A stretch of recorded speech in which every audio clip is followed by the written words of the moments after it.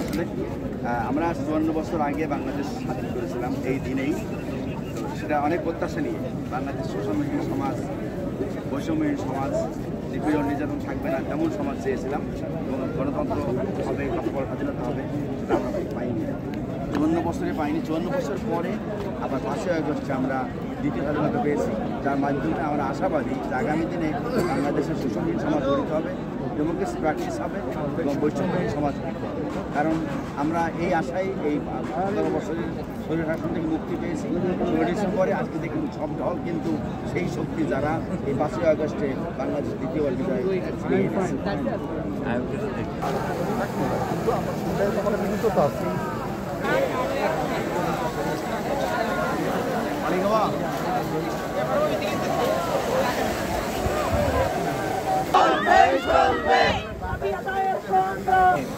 বাংলাদেশের মানুষ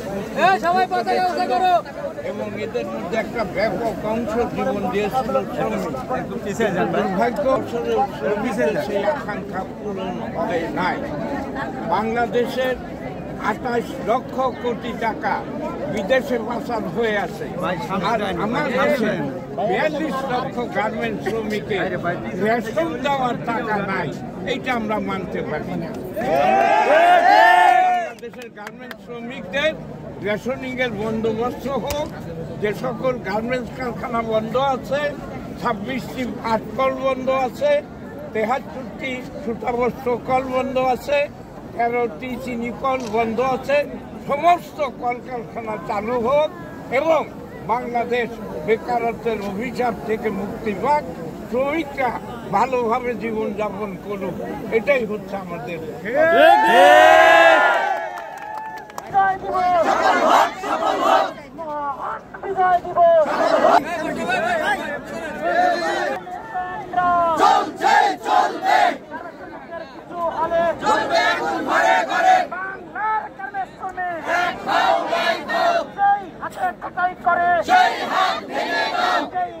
মামলা করে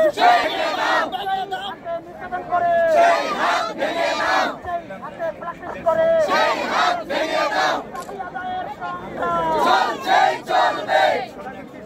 চলছে